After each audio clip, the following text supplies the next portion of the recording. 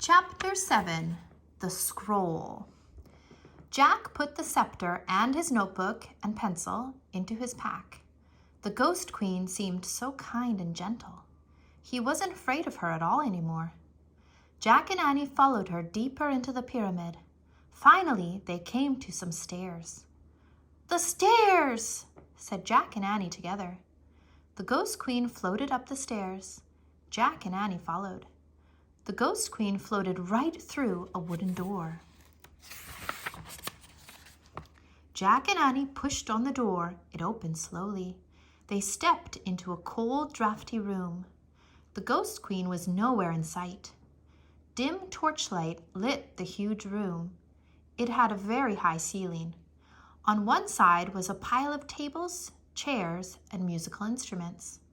On the other side of the room was a small wooden boat. "The boat," said Jack.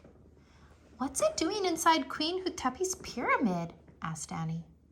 "Maybe it's supposed to carry her to the next life," said Jack. Jack and Annie went over to the boat. They looked inside it.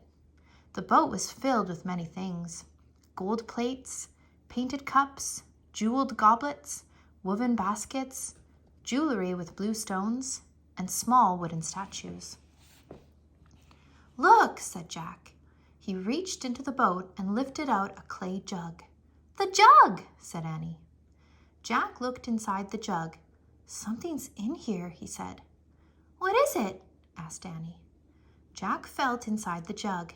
"It feels like a big napkin," he said. "The folded cloth," said Annie. Jack reached into the jug and pulled out the folded cloth. It was wrapped around an ancient-looking scroll. Jack slowly unrolled the scroll. It was covered with wonderful hieroglyphs. "The Book of the Dead," whispered Annie. "We found it." "Oh, man." Jack traced his finger over the scroll. It felt like very old paper. "Queen Hutepi," called Annie. "We have it! We found your Book of the Dead!" Silence. "Queen Hutepi!" A door on the other side of the chamber creaked open. "Maybe she's in there," said Annie.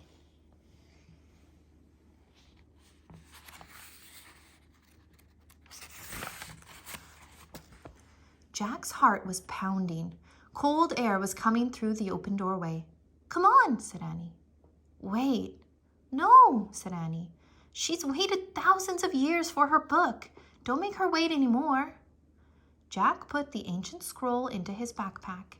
Then he and Annie slowly started to cross the drafty room. They came to the open door. Annie went through first. "Hurry, Jack," she said. Jack stepped into the other room. It was nearly bare except for a long gold box. The box was open. Its cover was on the floor. "Queen Hutepi?" called Annie. Silence. "We found it," said Annie. "Your Book of the Dead." There was still no sign of the Ghost Queen. The gold box glowed. Jack could barely breathe. "Let's leave the scroll on the floor and go," he said. "No, I think we should leave it in there," said Annie. She pointed to the gold box. "No," said Jack. "Don't be afraid," said Annie. "Come on." Annie took Jack by the arm. They walked together across the room to the glowing gold box. They stopped in front of the box and peered inside.